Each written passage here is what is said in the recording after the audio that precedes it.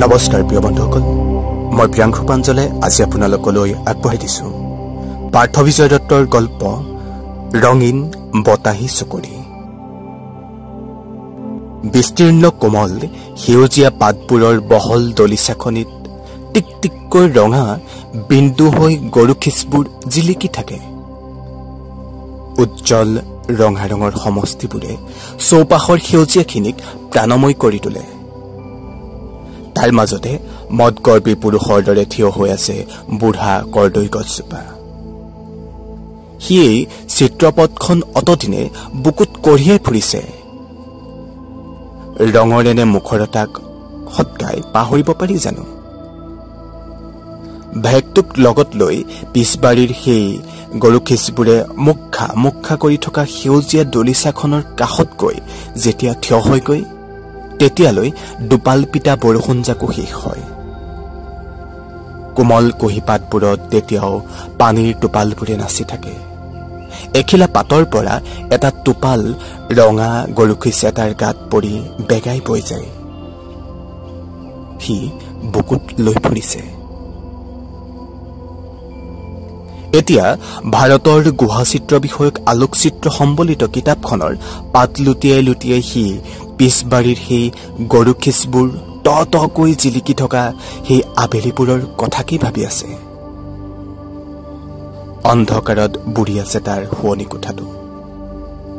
পঢ়া মেজত উজ্জ্বলি থকা টেবুল লেম্পৰ কৃত্ৰিম পোহৰত ভাসিত হৈ উঠিছে ভাৰতৰ গুহাৰ অন্ধকাৰত নিমজ্জিত অতবোৰ নৰনাৰী পশু পক্ষীকুলৰ ৰেখাচিত্ৰ। এক নাগপাশত বন্দী দুই পুৰুষ, ঊৰ্ধ্বমুখী হাত, সন্মোহিত নেত্ৰ আৰু পৰস্পৰৰ ওচৰত আত্মসমৰ্পণৰ আকুতি। সেই পৃষ্ঠাটোকেই সি অত সময়ে সন্মুখত মেলি ৰাখিছে আৰু কলা বগা ফটোখনৰ ওপৰেদি সি হাত ফুৰালে। টিকটিককৈ ৰঙা গৰুখিচবোৰৰ গাত সমদূৰত্বত সৰু সৰু বগা বিন্দুৰ সমষ্টি। তাৰ চোলাৰ বুকুৰ জেপ পৰি থকা গৰুখিচ এমুঠি আইতাকৰ সন্মুখত মেলি দি সুধিছে, এই বগা বগা ফুটবোৰ কেলৈ আইতা? বুদ্ধিমতী প্ৰাণময়ী মানুহগৰাকীৰ কাষতো যথোচিত উত্তৰ আছে সঠিক। এই ফুটবোৰ আছে বাবেই এইবোৰ ধুনীয়া। সুদা ৰঙৰ হোৱা হলে ভাল দেখিলহেঁতেন নে? তই মোক কচোন। মানুহগৰাকীৰ এক সুকীয়া সৌন্দৰ্য চেতনা আছিল। নাতিৰ প্ৰতি আইতাকৰ অপাৰ স্নেহ। ভেলেঙা ল'ৰাটোক যেন চকুৰ আঁতৰ হবলৈকে নিদিব। সন্ধিয়া বেলা সৰু ল'ৰা ছোৱালী এনেদৰে পিছবাৰীত গৈ পিট পিটাই ফুৰিব নাপায়। গৰুখিচবোৰৰ তলিত কাৰশলা সাপ থাকে। বগুৱা বাই বাই আগুৱাই যোৱা এডাল সাপৰ চেঁচা স্পৰ্শই তাক কঁপাই তুলিলে। সেইদিনাৰে পৰা সি গৰুখিচৰ গছবোৰৰ কথা ভাবিলেই এডাল বগাই যোৱা সাপৰ কথাও একেলগে ভাবিবলৈ ললে। নাচিকেতাৰ লগত ফোনত দীৰ্ঘ সময় জুৰি কথা পতাৰ পিছতেই তাৰ এখন ছবি অঁকাৰ তীব্ৰ বাসনা জাগিছিল। বৰ ৰঙিয়াল মন এটালৈ নাচিকেতাই তালৈ পুৱাতে ফোন কৰিছিল। আচলতে সিও নাচিকেতা সংযুক্তাহঁতৰ সৈতে আজিৰ দিনটো একেলগে পাৰ কৰাৰ পৰিকল্পনা কৰিছিল, কিন্তু অৱশেষত সেইটো সম্ভৱ নহল। নাচিকেতাহঁতৰ উৎসাহ ভৰা কণ্ঠস্বৰে তাৰ উদং বুকুখন ভৰাই পেলালে। আমি জিকিমেই, আমাৰ প্ৰাপ্য কোনেও কাঢ়িব নোৱাৰে।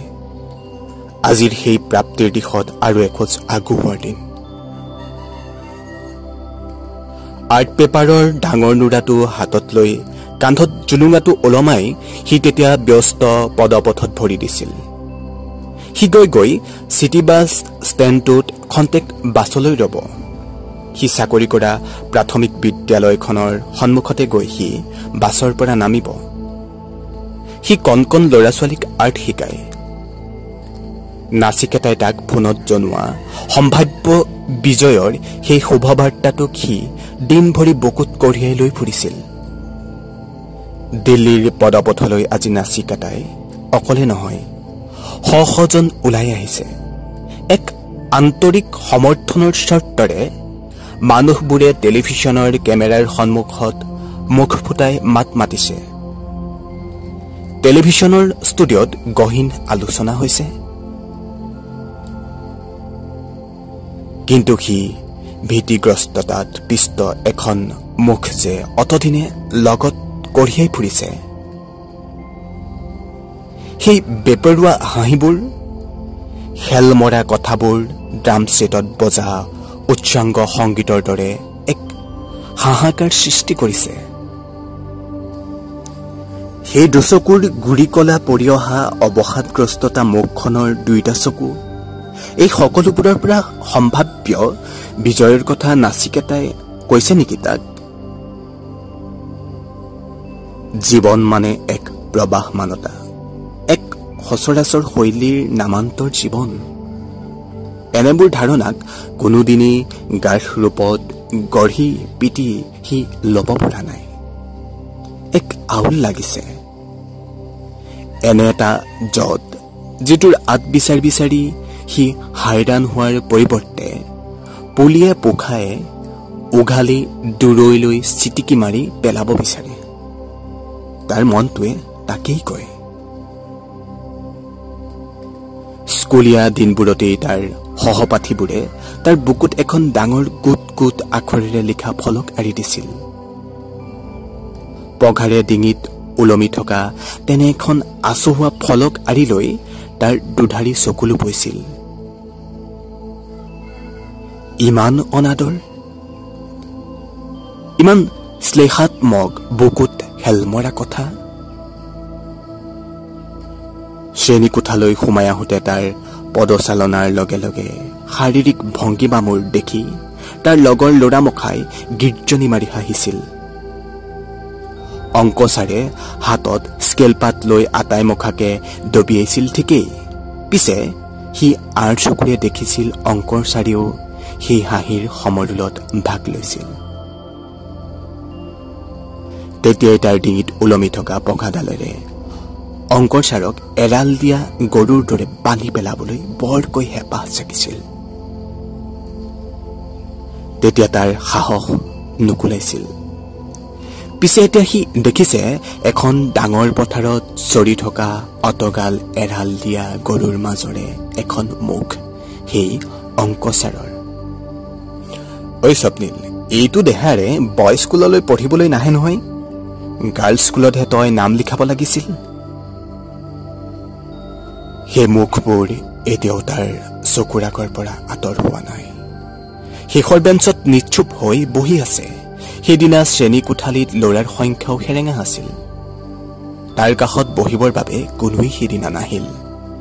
গোটেই স্কুলীয়া জীৱনৰ সেই অবৰ্ণনীয় কষ্টসাধ্য দিনবোৰত এটা বন্ধু সি গোটাব নোৱাৰিলে।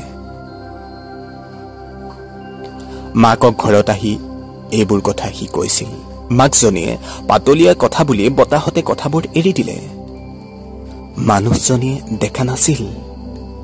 শিল বৰফৰ দৰে তৰপে তৰপে তেওঁৰ পুতেকৰ বুকুত গঢ় লোৱা সেই স্তবটো।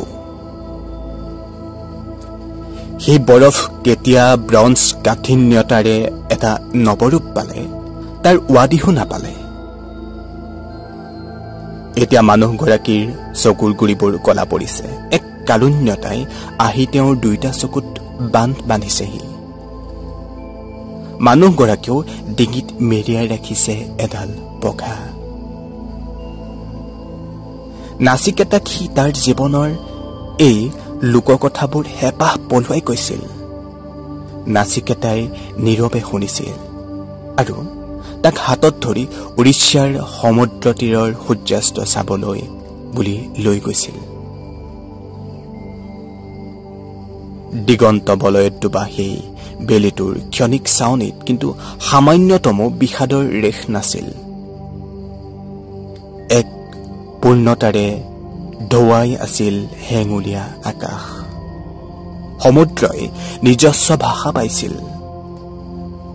ভাৱনাৰ থৌকিবাথৌত সি সজোৰে সাৱটি ধৰিছিল নাচিকেতাক।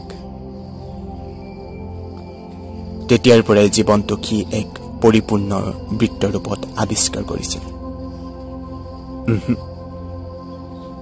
জীৱন কেৱল কিছু উলম্ব, বক্ৰ অথবা সমানুপাতিক ৰেখাৰ অনন্ত অনিশ্চিত যাত্ৰা কিয় হ'ব লাগে? এটা পুৰঠ নিপুতল বৃত্তৰ পূৰ্ণতাৰে ভৰপূৰ হ'ব পাৰে জীৱন।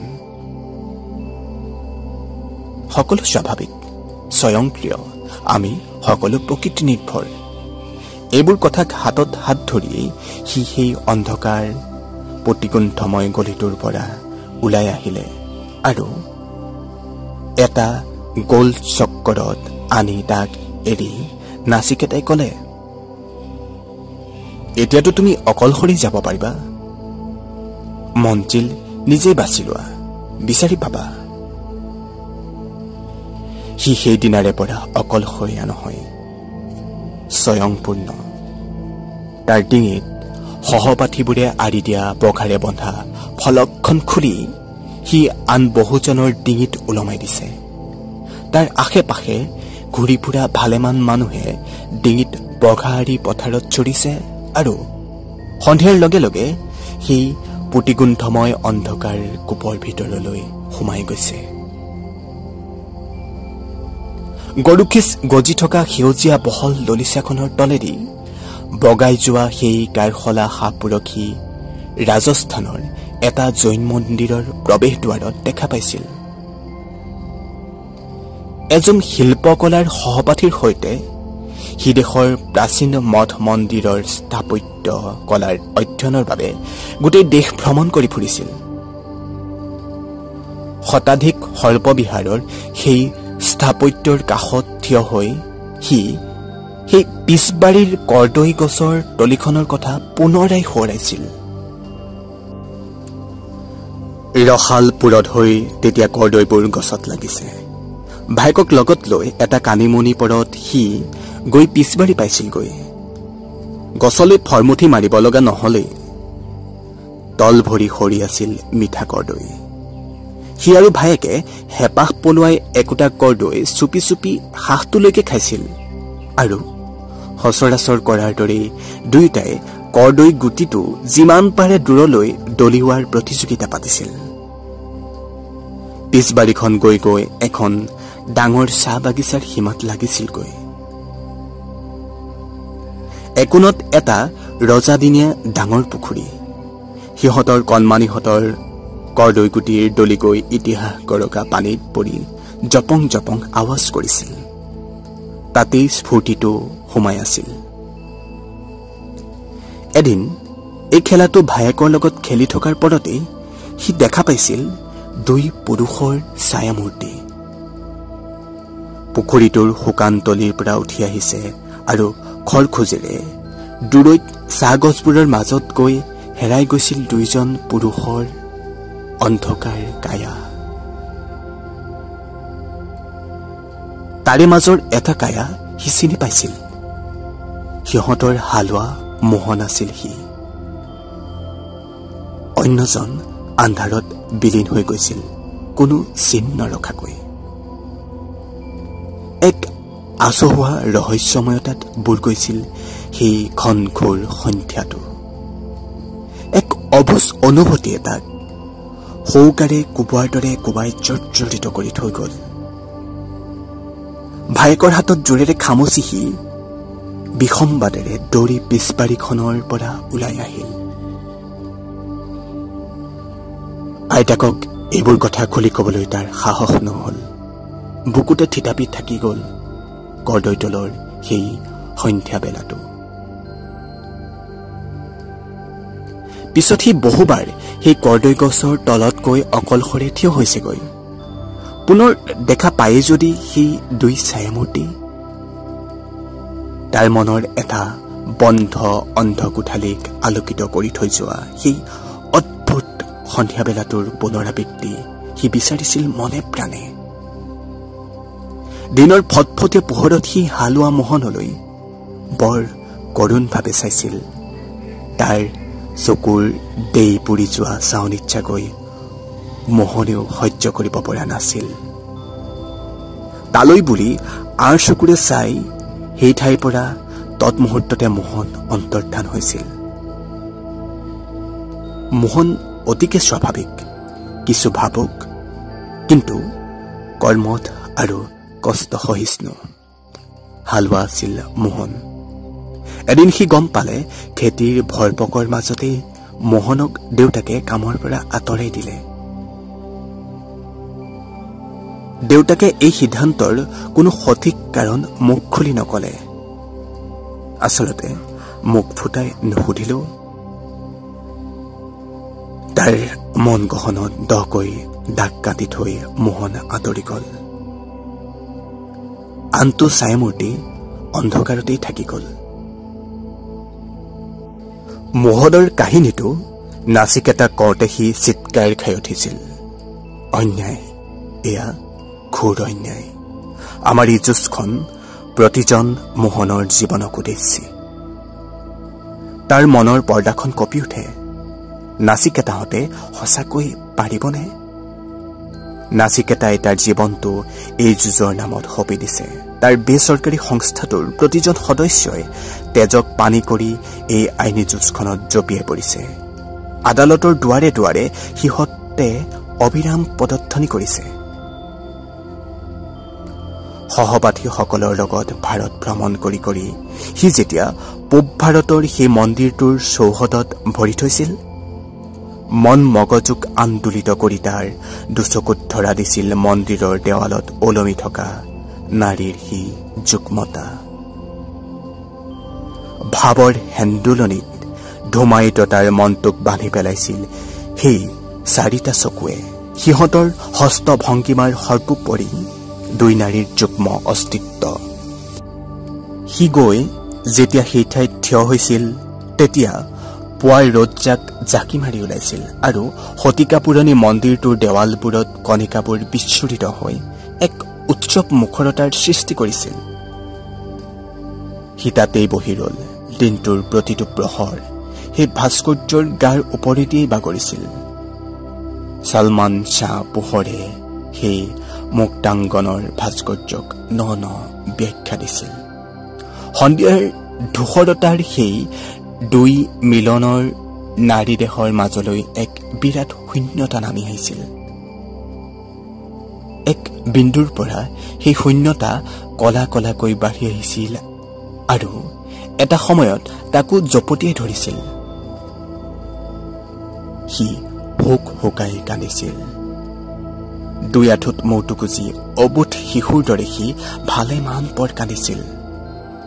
শতিকা পুৰণি মন্দিৰটোৰ পৌৰাণিক দেৱালবোৰে শুহি শুহি শেষ কৰিছিল তাৰ উচুপনিৰ মাজত সোমাই থকা অস্ফুট শব্দবোৰ।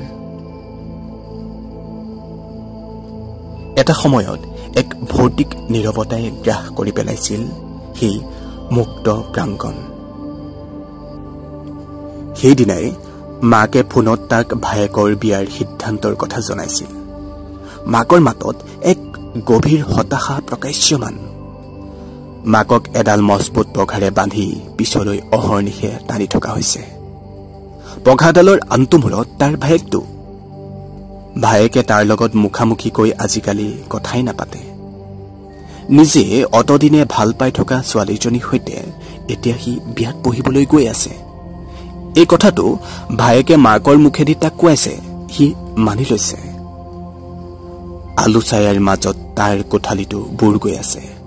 পুৱাতে সি আৰম্ভ কৰা কেনভাছখন গৰুখিচৰ গাৰ উজ্জ্বল ৰঙা ৰংটোৰে ভৰাই পেলাইছে। আচলতে পুৱাতেই নাচিকেতাৰ উৎসাহিত কণ্ঠই তাক এই কেনভাছখনত কাম কৰিবৰ বাবে আগ্ৰহী কৰি তুলিছে। তাৰ ফোনটো বাজিছে। সিটো মূৰত নাচিকেতাৰ কণ্ঠ।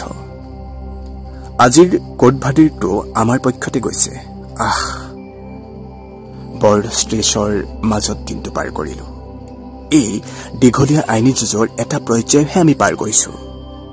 চাই থাকা স্বপ্নীল, আমি অন্তিম বিজয়ী নিশ্চিত। নাচিকেতাৰ কণ্ঠস্বৰ অস্পষ্টভাৱে শুনা গৈছে। নেপথ্যত বহুত হুলস্থুল হৈ আছে। কোনোবাই ড্ৰাম বজাইছে। বাটৰ কাষত কোনোৱে ফেৰীৱালাই বিক্ৰী কৰি থকা পেপাত ফুক দিছে। বিজয়ৰ উচ্ছ্বাসী শ্লোগানৰ তালে তালে বহু হাতৰ তালি বাজিছে। দিল্লীৰ ইণ্ডিয়া গেটৰ সন্মুখৰ পৰা ওলাই আহি কনষ্টিটিউশ্যন ক্লাবৰ দিশত ধাৱমান হৈছে। নাচিকেতাৰ কণ্ঠ আকৌ শুনা গৈছে। অন্তিমখন যুঁজ বেছ দীঘলীয়া হ'ব যেন লাগিছে। পিছে বহুত সময়হে লাগিব, কিন্তু এই অপেক্ষা অন্তহীন কদাপিতো হ'ব নোৱাৰে। সঁচা কথা কৈছে নাচিকেতাই। সেই প্ৰতিকুণ্ঠময় অন্ধকাৰ গলিটোতেই সিহঁতৰ শেষৰ খণ্ডন। তাৰ পৰাই ৰঞ্জিকী সিহঁত ওলাই আহিব লাগিব হাতে হাত ধৰি। সিহঁতৰ বিজয়ী সমদলটো যেতিয়া ওলাই আহিব, সেই গোল চক্ৰটোৰ সোঁমাজতে এডাল দীঘল বাঁহৰ মূৰত ৰং বিৰঙী বতাহী চকুৰি কাগজৰ পেপাৰ পোহাৰ লৈ সিহঁতলৈ বাট চাই থাকিবনে এটা ফেৰিৱালা? বতাহতে তাৰ মনৰ গভীৰতাত দলি আছে অথবোৰ ৰঙীন বতাহী চকুৰি।